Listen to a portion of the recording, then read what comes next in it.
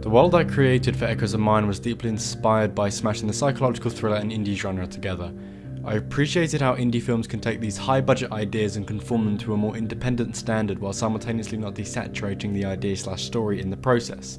Taking inspiration from Nick Rowland's Group B and its use of foliage imagery on top of meaningful ambience, Echoes of Mine was a film I very much wanted to play upon how important the relationship between visuals and sound are in select film. Knowing the predetermined genre of my film, I ventured out to find an artist who produced royalty-free indie music for films. I eventually found one through a filmmaking forum whom I contacted and soon bought the rights to his music. His tracks offered a unnerving and dreamy ambience that I thought would intertwine perfectly with the film, therefore I actually re-edited the entire film to conform to the weight and timing of the music offered. Following examples of musical signalling as seen commonly in various film and television, I played with transitions in the audio to signal a change of mood. This can be seen in the scene where the girl kneels towards the mushroom as the eerie ambience plays behind her. As the blood hits the leaf, we fade into a much lower pitched minor key theme that underlines the tone we as an audience should be feeling about the current unfolding situation.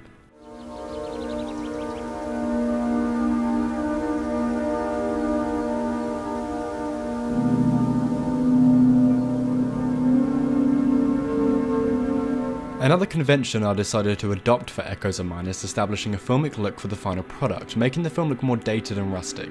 We couldn't shoot on film, however there are ways of making digital film look like traditional film. Firstly, we shot on a low/wide aperture to really separate the foreground to the background. This depth perception is adopted frequently in motion picture, therefore provides a link to an already existing media product. Secondly, I shot the film taking in mind a predetermined 2.351 aspect ratio when actually shooting on 16:9, meaning the film would be edited in a similar widescreen manner seen at CinemaScope. Having this in mind, I could frame the shots accordingly. Thirdly, in post, I colour graded and filtered the film. I brought the colours forward, however accordingly desaturated them too, further establishing a filmmaking trope that films are becoming more desaturated through time. Concerning filtering, I also purchased the Blackmagic film plugin that would allow me to tone down darkness grain and boost up film grain, adding a final paint to the shots allowing it to look extremely close to being shot on film. Overall, this gave the film a very refined and bold cinematic look. It masked the look of a dreary student film and created a final product that looked very established. This procedure involved many of the various principles of filmmaking on top of this, e.g. cinematography, editing, mise-en-scène and VFX. A more psychological element we developed from existing conventions in media was the stereotypes bound to children on screen, especially in drama genres.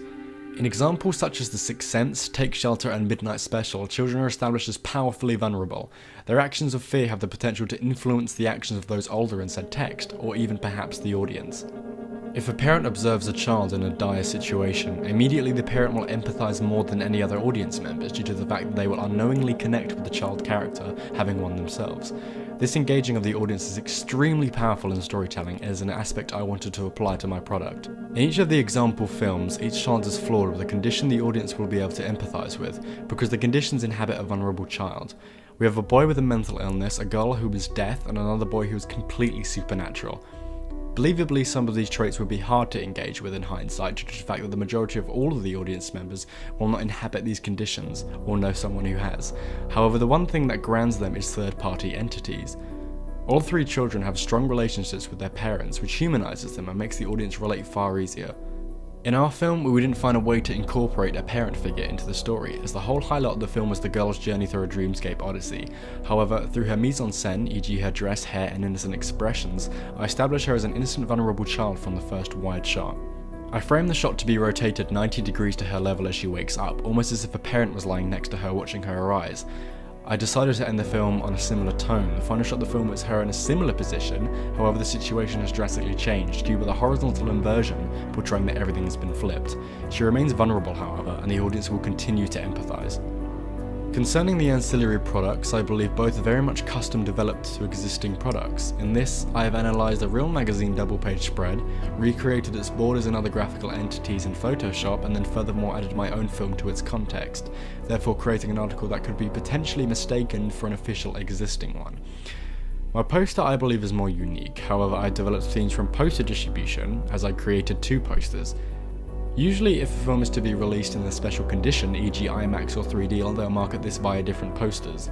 The normal one is usually live action photographs, whereas the IMAX unique equivalent is more stylized and original, which I believe I carry across in my piece. My final submission poster is my version of an IMAX equivalent, as it's extremely stylized and minimalistic, whereas my other one is a live action photograph theatrical release based poster, based on the feedback I received.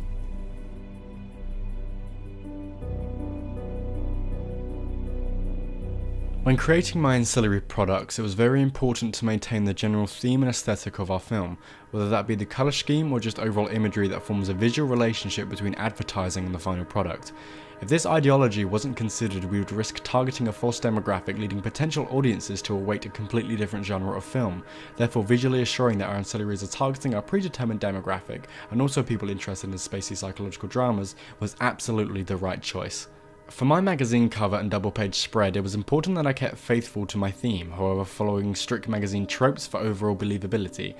With this in mind, rather than forging my own magazine brand, I based the design on Empire Magazine.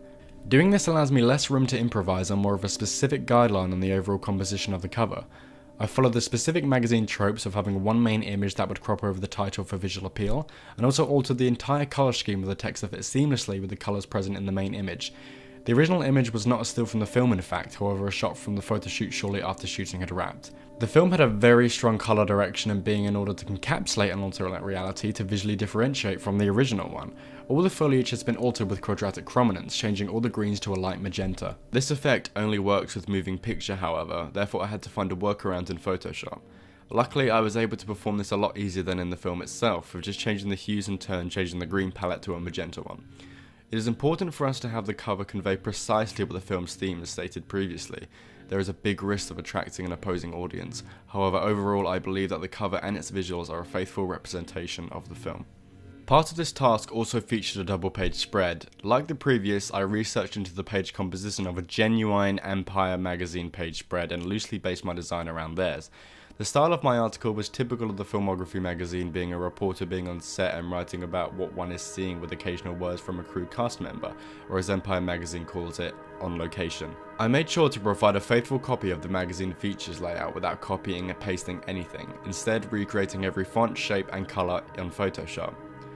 Doing this allowed me more creative freedom, as some of the layout attributes would require me to customly change the wording for it to make sense with echoes of mine in consideration. It was important for the film's marketing and domestic reach to feel very friendly to audiences too. It was important to emphasise that this was a student film made by teenagers and nothing professional or under strict influence by dominant studios. To do this, I made sure to convey that via the text and the images, two of which show the youthful crew. As this is more of a behind the scenes article, it was vital to show that via the ungraded behind the scenes photography, which is present in most articles under this title. With this, suddenly the film becomes a lot more real and people will be able to identify with the people behind the camera. Overall, I am ecstatic with the layout, as I humbly believe that the composition and overall look is distribution quality and wouldn't catch anyone out if they were to pass it as a genuine copy of Empire magazine, which was the overall goal for me. On top of this, I believe the task presents a faithful, written companion to the film itself and sets up just the tad of information required to go into watching the film as an audience and being pleasantly unaware of where the story will go. Similar to the magazine spread, the ancillary was equally as important to maintain a strong visual presence of the main film concerned. In order to do this, the colours and the context had to provide a strong, faithful link to the film itself. I decided to go for a minimalistic look for the poster that differentiate from the typical all characters on paper type that is seen in many Hollywood flick. A more stylized approach will also indicate a more stylized film, which is a specific target group we'll pick up on. In this, also creating a minimal design gives me a better working space and natural colour palette to establish the colour scheme. I established this previously when working on the magazine cover about how important it is to maintain a strict colour scheme across the various marketing, as it visually conveys consistency.